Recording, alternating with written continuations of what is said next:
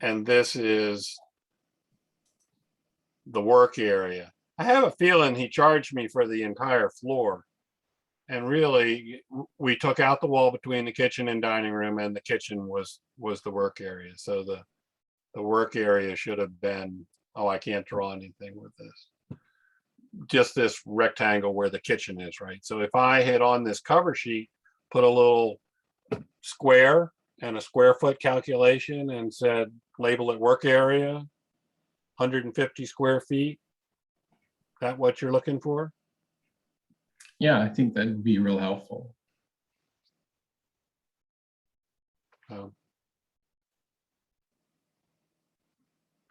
That clear to everybody?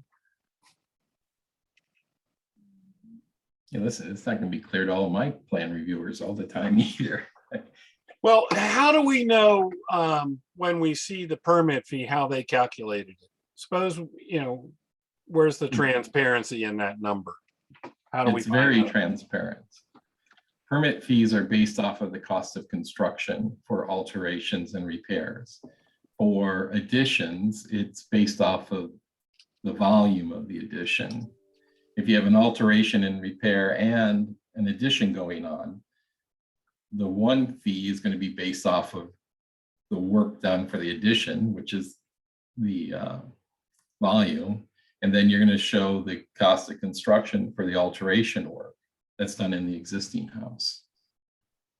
Okay, so We don't showing by the square area, footage. showing the area on here affects the addition, not the Additions alteration. only. So I was charged on that job for the cost that I put down. Yes. Yeah, okay. All right. Now, didn't you say in one of the other meetings, though, that the costs are not all of the costs that go into a project? Like it doesn't include painting and cabinets. What are the exclusions to the cost? You'd need to go into the code and find those items that are not permittable, are unnecessary, or do not require a permit. You follow that list, then those are the things that you don't have to show. You also don't have to show for the cost of construction.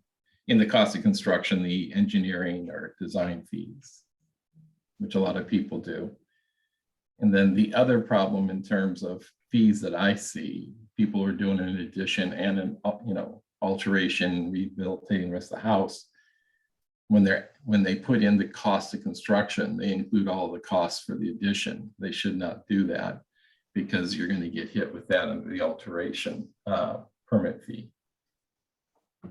So are they still asking for a copy of our contract for construction? And Yes. if that contract has all of those costs in it, how do we communicate the differences to you? A lot of people, what they do is they show their contract and then they make a side note on that worksheet that says the addition cost, and let's say it's to $300,000, the addition cost is $250,000, $50,000 for the alteration, but the floors were another 10 and that's not a permittable item. So the cost for the alteration is 40 grand. So people can identify that in a note. I think, well, I don't think, I know when it won't be in our next iteration for the permit application process, where we're going to try and help put together a better workflow for you to show those costs. It'll probably be in one that we release in January.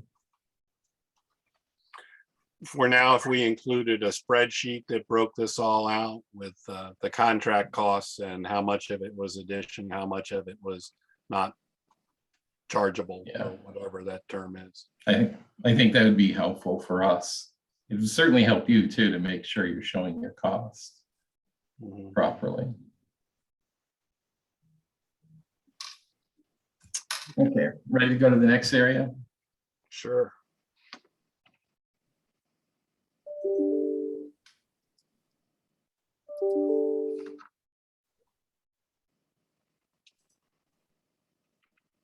Okay. So this work area definition is in the existing building code.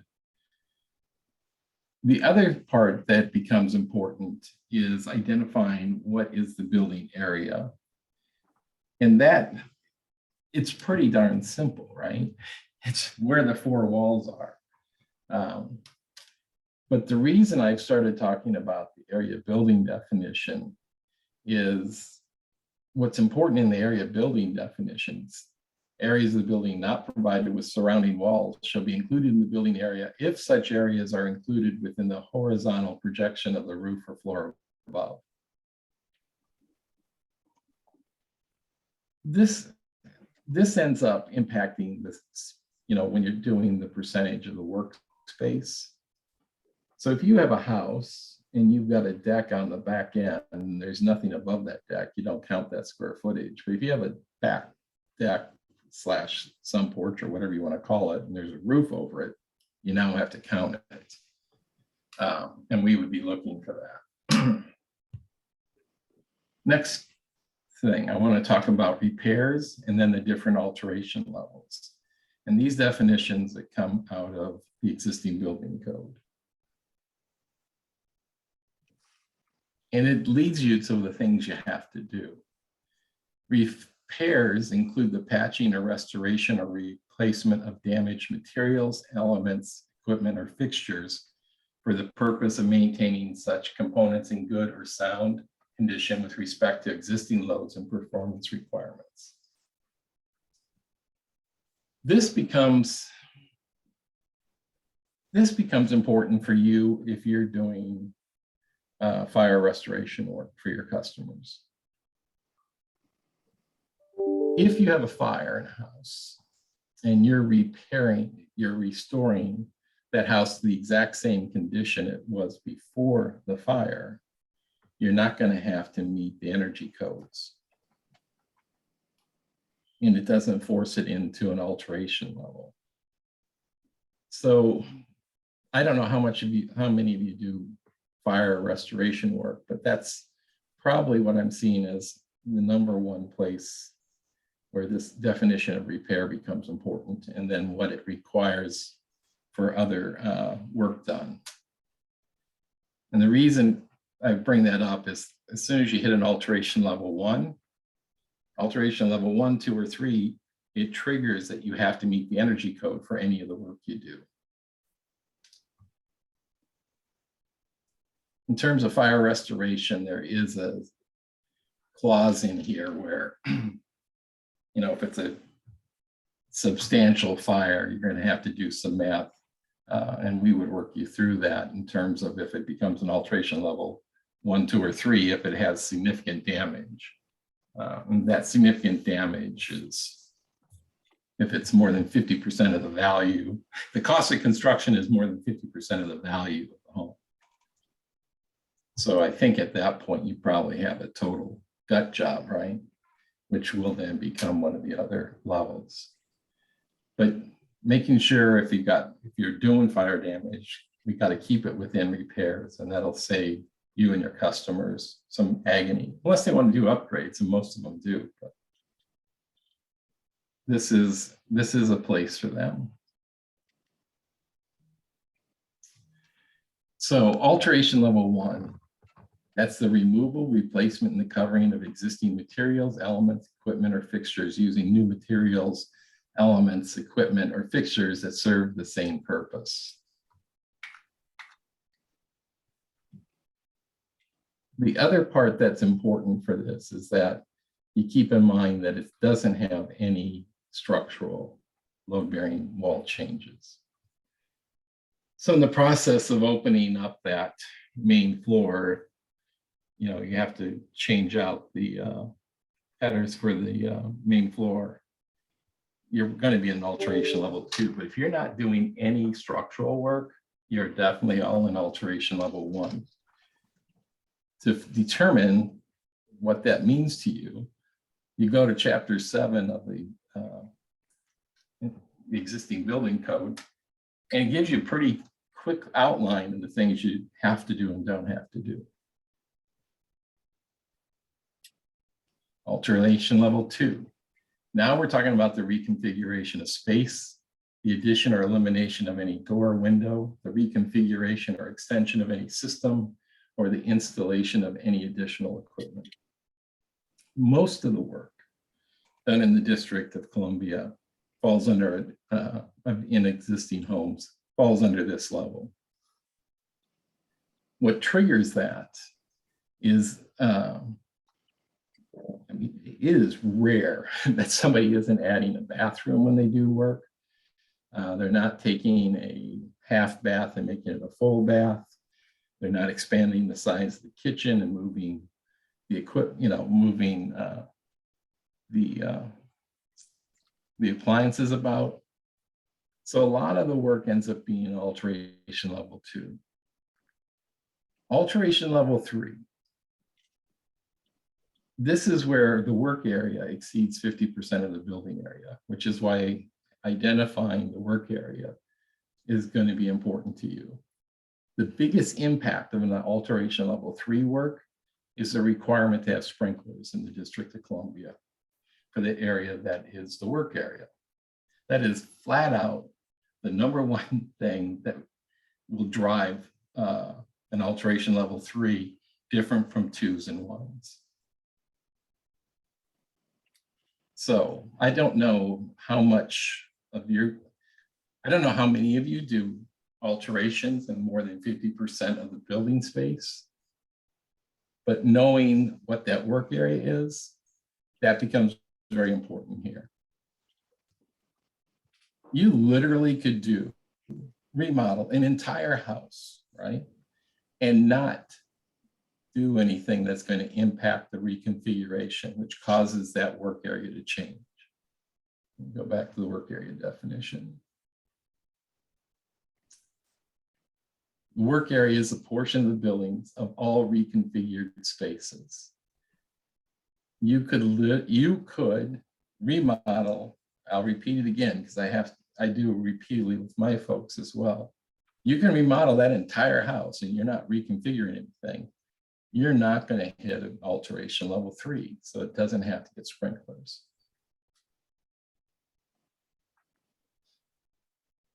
So what are the significant items? A significant item for alteration level 3 is the sprinklers. We've talked about that. There is an exception if you have to have sprinklers. So in the District of Columbia, all new residential buildings have to have sprinklers. All alteration level 3s are required to have sprinklers in the work areas. Additions, if it's more than 50%, if the addition is 50% of the size of the original building, it has to have sprinklers in the addition. The exceptions are the exact same for alteration level 3s or additions. If the water line coming into the home if the water line coming into the home can support any of the new fixtures that are added in the alteration or addition, and it can support the sprinkler system, you have to use sprinklers. If the additional water supply has to be changed because you can't support the new fixtures, and you can't support, if you can't support the new fixtures with the existing water lines, so you have to upgrade the water line, you've got to put sprinklers in if you have an alteration level 3 or an addition. And how do you prove this? So when you do an alteration of any type, an added bathroom or sink, you increase the water supply, you have to go to DC Water, you fill out their little spreadsheet that says, here's what my existing stuff is, here's my new fixtures, and it'll spit out whether or not you have enough water supply coming in the home to support that, or if you have to increase the size of your water line. So you do that, shows that the addition or alteration is going to be met by the current water supply. You've got sheet 1 from DC Water. The next thing you do is you run it again and you add in the sprinkler system. If it triggers that you have to upgrade the water line because of the supply that's needed for the sprinkler system, you would show that, and then you would be able to claim the exception and not have to put in the sprinkler system. If after doing that sheet, you can put in the sprinkler and you still don't have to upgrade the water line, then you're going to have to do the sprinklers. Is that about as confusing as it can be? It can be a little worse. Can you explain the tank and pump part of this without the installation of a tank or pump? When Yeah, so I mean, I don't see why it's necessary to have that in there, right? Because you don't have to add a tank. So I've been seeing a number of people in their homes are who want to have sprinklers and don't have a big enough system supply are putting tanks in their basement to hold the water to handle the sprinkler system. You don't have to do that to make it possible for your current line to handle the increased load if a sprinkler is put in. And it's the same as putting in a pump. You don't have to add a pump so that your existing water service can support that sprinkler. so this language that you're reading, this is from the DC code. Yeah, So is this old? 904.1.4. Yeah. So is this kind of poor phrasing here? I think so. I think you're Yeah. mucking up the intent by putting in the tank and pump thing. So I have a question. Yeah. Typically, how would, if you're in an older home and you're looking to put in, workspace, how would you add the sprinkler system throughout the home? I mean, would that be upgrading your existing water system? So yes, you would have to do work if you don't meet the exception. If you have an alteration level 3 or an addition and you have to put in a sprinkler system, and the sprinkler system only has to go in the addition or the work area that causes the alteration level 3. The thought is one, for the addition, it's fairly simple, right? It's all open and you're going to build it so you can get the sprinkler heads in. And alteration level 3, the thought is most of the building, most of anywhere you're putting it, you're going to have open ceilings and walls to run the water pipes. But it's important to know that if doing the sprinkler is what causes you to upgrade your water service from DC water, then that's the exception you get to call and you don't have to do the sprinkler system. But do many people put in sprinkler systems? Or Yeah. do they meet that exception? So I learned a couple of things about this from DC Water yesterday at another meeting. About 70% of the homes in the District of Columbia have a 5/8 line on their side of the meter. That supports for probably half of the homes the ability to add a sprinkler system. And the other half, it doesn't. It really depends on what else is all being used in the home. The other thing I learned, and this is new, as the city's going about replacing their water lines, they're putting in a 1-inch pipe into the house, up to the house. They're not changing out your side, it still stays at 5/8. But because of the size of the water pipe coming from the main, from the street, it actually allows a little bit more water pressure in the house for the 5/8 piping that you most likely have in your house. I had to sit and think about that one for a while. But their sheet, where you do your calculations for the size of the service, takes that all into account. Michael, I've got a question on that exact thing. Mhm. So on the WSFU from DC Water, it's got, Mhm. it's just a spreadsheet where you type in your fixtures and everything, and it calculates the load that you're Yeah. adding to the water. But then So say a 3/4 service, and so I can add 11 units and my fixtures add up to 8. How do I tell whether or not the sprinkler system would be 3 or less or more?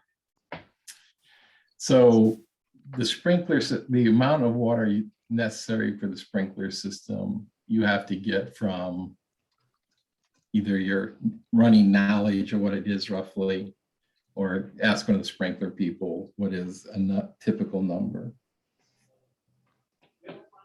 Okay.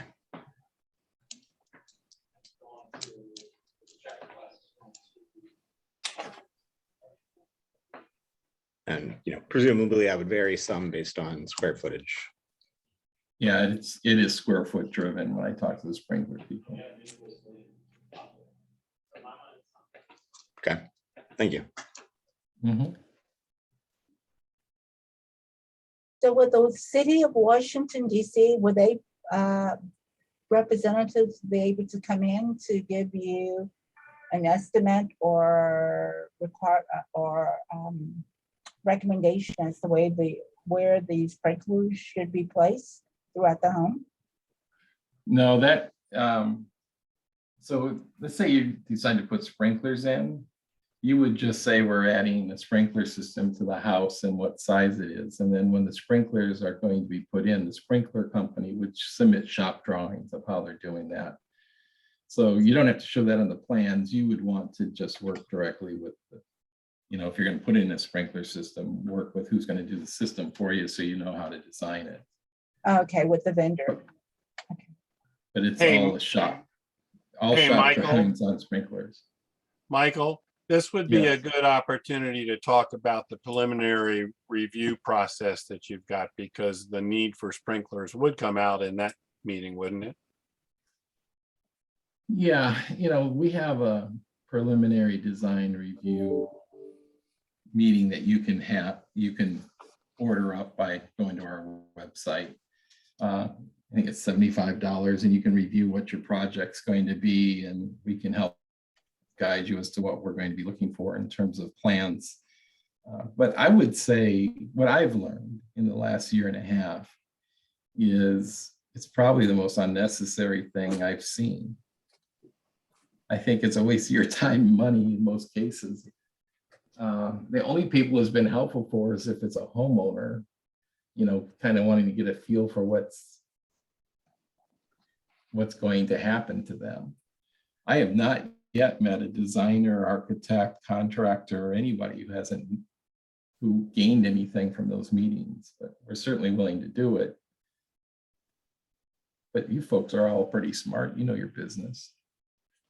Yeah, when I've had questions, I've done 3 of those meetings altogether, I think, over the last 4 or 5 years. And I found them all to be helpful.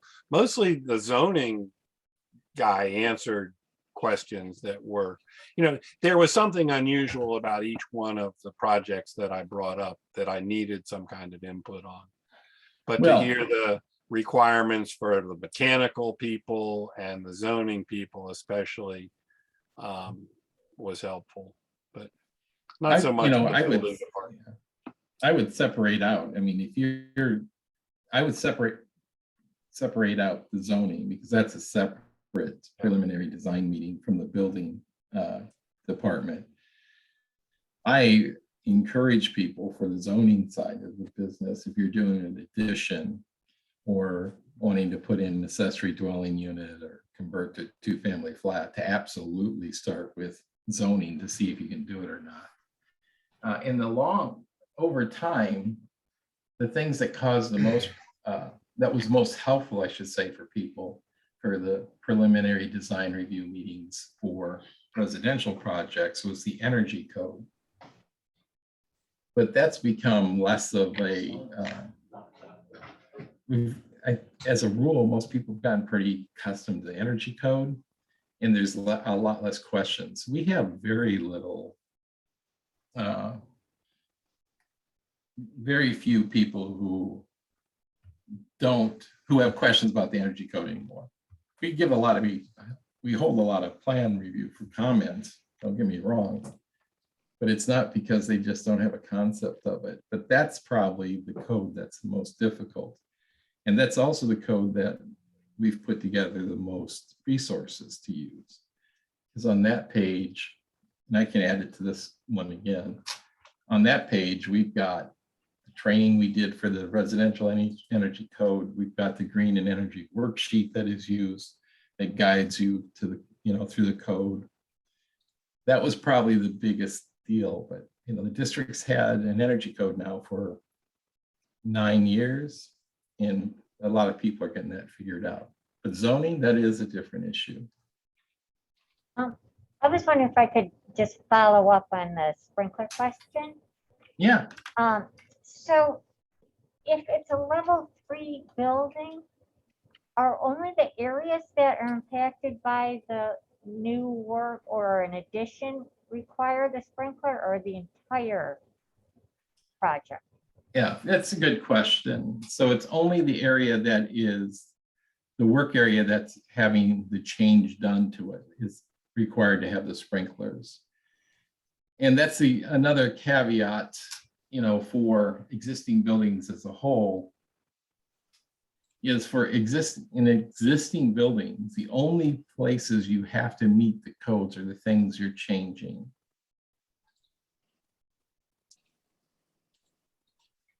So Thank you. That's very helpful. yeah, and probably the item that is that question comes up the most with is with the energy code. You're doing a major remodel of the house and you're not opening up any of the walls, exterior walls, and you're not replacing the heating system and cooling system. You don't have to worry about those things, even with an alteration level 3, because you're not doing any work on that. But if you're opening up the walls, then you've got to make sure here's the fun part of it. If you're opening up the walls, you have to maintain the current insulation level in there. If there's no insulation in there, then you have to meet the insulation level requirements of the wall as based off of the current energy code. If in your work, you're doing, whatever you do in the attic and you disturb all that insulation, you're going to have to meet the insulation levels of the code in the attic. But there's, tons of work being done that doesn't impact walls and attics or the HVAC systems. Now, if you look at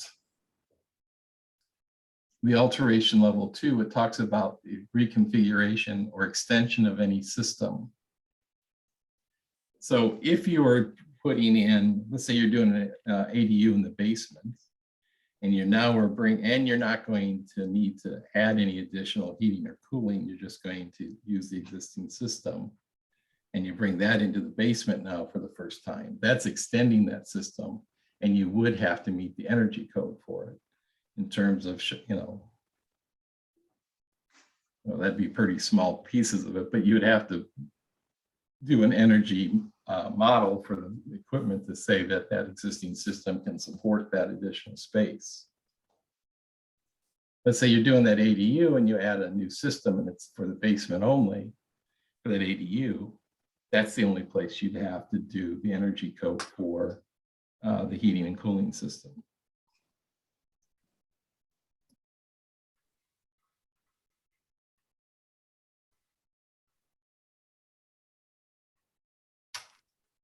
Any other questions at this time?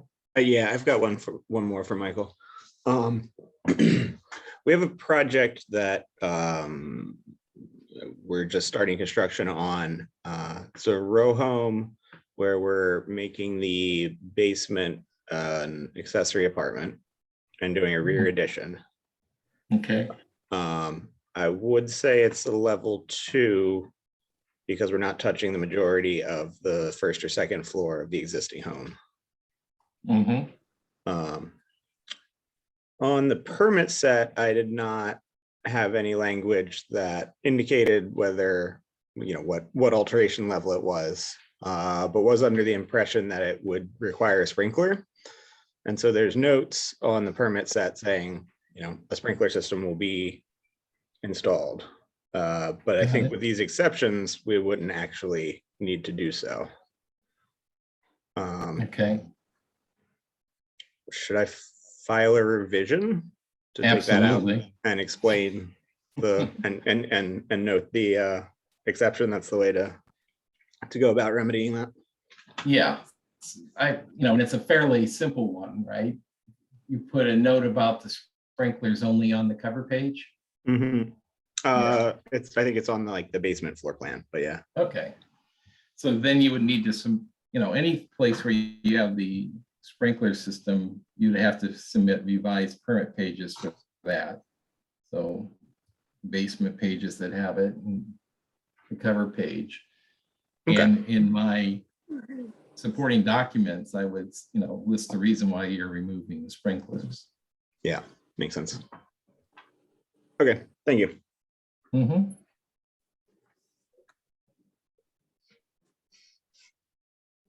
Any other questions?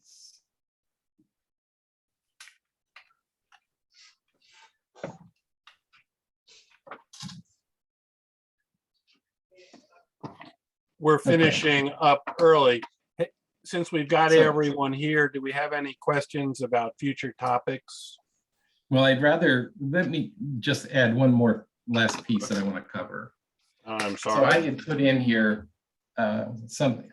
I'm just really starting to work with people on identifying what should be on your plan submittal, and I'm working on what would make it better for organized for you and for us. So on the cover sheet, the codes are really the District of Columbia Building Code 2017. That takes care of the administrative code. The District of Columbia Residential Code 2017 and the District of Columbia Existing Building Code 2017. If you are a residential code building, meaning you are any single or two-family detached home or a single-family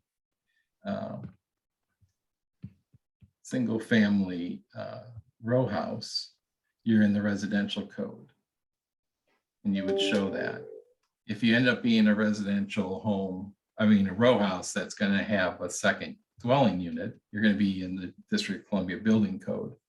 These three really cover you for anything you're doing for work.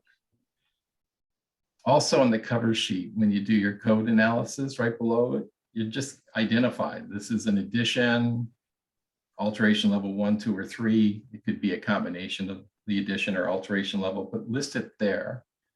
And then the third thing on that cover sheet right near that, show your work area.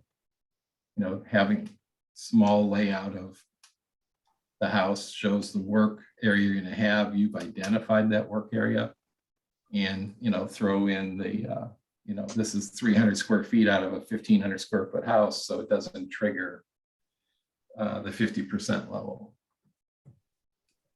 I think those things will go a long way to helping you and us get through plan review a little more quickly. Now I'll take the other questions. This has been very informative to me. It's my first time attending. I'm in the Alexandria, Virginia area, and I'm a small business as well. Do you have this exercise throughout the Washington metropolitan area where you elaborate on these different issues in the homes? That one's yours, David. I'm not sure I understood the whole question. What kind of small business are you in? Are you a contractor? I'm a designer. I do government, commercial, and residential. Okay, so we're trying to expand this program, and November 2nd, we will have our first call with Fairfax County. And Debbie, are you there? Can you chime in? And, how are people who are not members of PRO, how can they stay informed? And if I could back up a minute, this whole program is being sponsored by the Professional Remodeling Organization of the Mid-Atlantic. And we have invited anyone who's in the remodeling industry to participate in these calls, just to elevate the whole playing field. But to stay in touch with what's going on, you need to be part of our newsletter. And Debbie, can anyone sign up for the newsletter? Not so much the newsletter, but first of all, it is November 9th is the first Fairfax County one. We're going to have them try to stay with the second Tuesdays. We're going to start out quarterly with those. These DCRA ones are monthly, but we're going to start quarterly with Fairfax and to see how it goes. We can always add on more. And we are going to eventually be reaching out to Alexandria and Arlington and Montgomery County, right, Dave? Yeah. Eventually. The way our organization works is we have obviously our member list, obviously our prospect list, and would love any of you to join that aren't members. So it depends on what we are doing, what goes out to the members versus the prospects. In this case, we definitely would send you all the invites as well. Okay, thank you. You're welcome. And to anyone who's interested in helping us expand this program, if you have a suggestion for a municipality that maybe is causing you trouble and would like to start a program like this, along with telling us who they are, what's the issue that you're involved with? You know, like with Fairfax County, they want to know, well, what should we be talking about when we have this telephone call? So what is giving you angst as you deal with these agencies that you would like to cover in a phone call? Well, you know, I'm on the board for like my community that I live in, and of course the Richmond Highway revitalization. So we have quite a bit of professionals who are working with that, but being on designers and just coming back from High Point interior designer architecture conference, I just happened to sign up for this event, and I like what I heard today.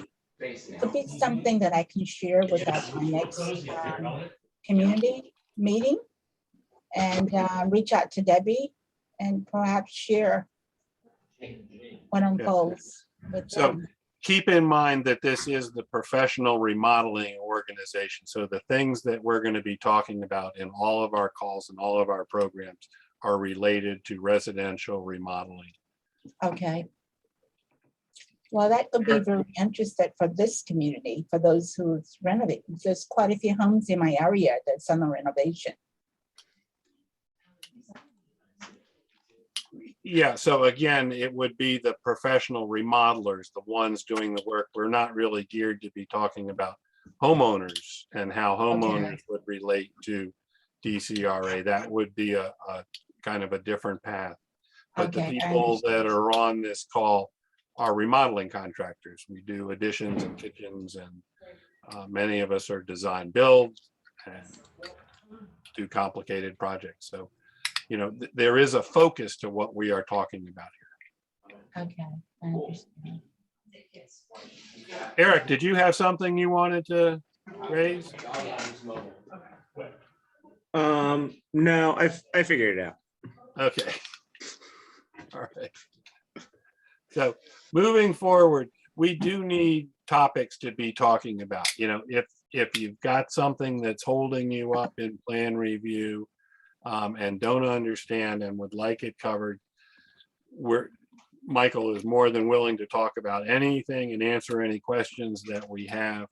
But we need to have some level of organization as we go into each of these calls, what we're going to be talking about. And for the next call, Michael, to get everybody interested, are we going to talk about the permit wizard and we were going to try to reach out to one of the other departments? Yeah, I think, well, I'm pretty confident that we'll be able to have the folks with stormwater from DOEE. And I think that was a big deal for you guys. Yeah, okay, And if we do that, that is an entire hour. okay. I've that got another similar one. In that, I mean, it's almost a question just for Michael to ask if you've got any influence at DDOT for public space review, or if there's anyone there who is your, counterpart on that side. I'll tell you what, I will call them I have zero influence at DDOT, and our director is, he's been pushing them for, I don't know how, at least for a year. But you know what I'll do is I'll talk to Matthew Marco, who is the deputy director of all that, and see if I can get him to come to a meeting maybe after DOEE. He'll probably send Courtney, I forgot Courtney's last name, who is the supervisor of that area, but I'll get somebody from DDOT to join. We'll do that for the, I don't know, are you gonna have a meeting in December, or do you guys have a party in December? This is so much fun. This is the same as a party. So, you know, maybe we'll just make it a Christmas party call. Right. The most sense. Everybody has to wear a hat There you go. and show your picture. I think Yeah. as long as we've got something to talk about, we should just keep the calls going every month to Yeah. keep the schedule. Well, and I think there'll always be something to talk about, because I know, I mean, I've set up for myself in my goals for this coming year is we're going to start generating a lot of checklists. You know, that like those cover sheet examples. We're going to generate a checklist that says this is what absolutely at a minimum needs to be on the cover sheet, so that we can get through things quicker. We're going to generate a checklist for basement ADUs. We're going to generate checklists for, first floor open concept. So I think we'll have things always coming up that'll be worth doing. Okay. You were talking about the energy code requirements. Are we still using the same cumbersome worksheet, or is there a new system for that? Yeah, on the sheet that I'm sending, there's a new worksheet. Hold on a second. Let me see what I can get up here rather quickly.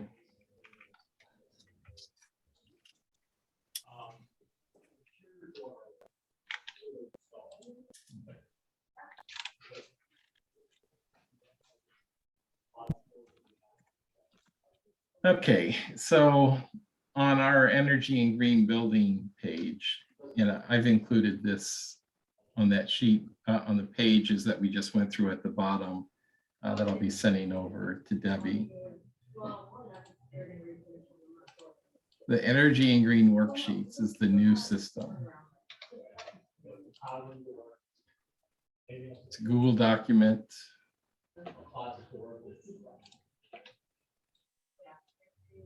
It has an overview sheet that tells you how, the things you have to, the introduction tells you all the things you have to do. The overview sheet this time is fairly simple, but based off of what you're answering, it'll tell you if you need to comply with the energy code or not.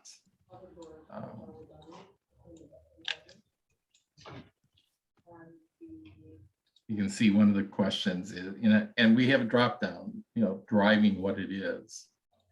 But when you fill in this cover sheet, it then populates the sheets that you need to do back here. I find it very not cumbersome. You're going to be doing a residential project. I don't think any of you are doing any district owned or financed projects. It's going to be residential. And if you highlight it, it'll have some of the code there if it's important. Is this a substantial improvement? No. Almost 9 times out of 10, you guys are going to have no. Let's say it's an alteration level 2.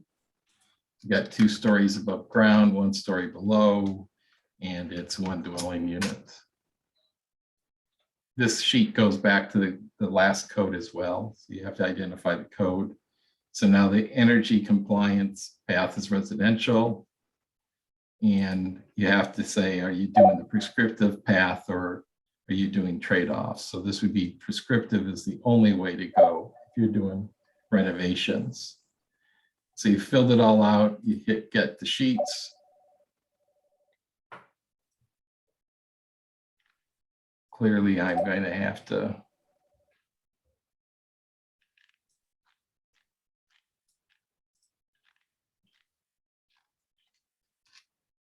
now they got me if I did anything wrong.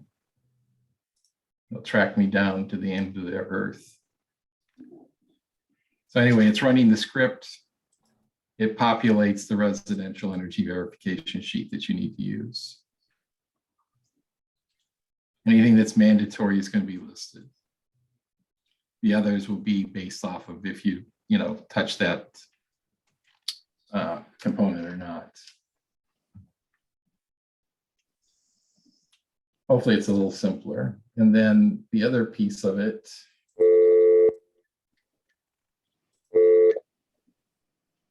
back to that web page. So if you click, well, first we've got the worksheets. It lists all of, gives you some information on what it is. But right below it is also the energy and green worksheet informational videos.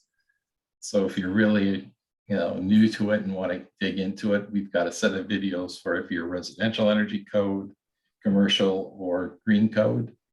There's no need for green code for any residential project in the district. And we also have videos for our training that we did with the residential energy code. We did it in 3 sessions. And then we had a slide set. We've got the commercial energy code here and the training slides there as well. But all of that is on our Energy and Green Building website page. Okay, We have Thank 2 more minutes. There's one more question. Do you have time for that, Michael? Yep. All right, it's from Quasi. Do we have a RES, R-E-S? I check? got it. Got it, all right. Okay, so we completed our work with the Department of Energy, and Res Check and ComCheck were released on the first week of October. So you can go to the usual web page and get the DC Res Check pulled down from there. They are not creating desktop versions any longer. Everything is web-based. So don't waste your time trying to find the desktop version. But the DC Energy Code is now on Res Check. All right, which thank is you. easier to use, the prescriptive method or the res check?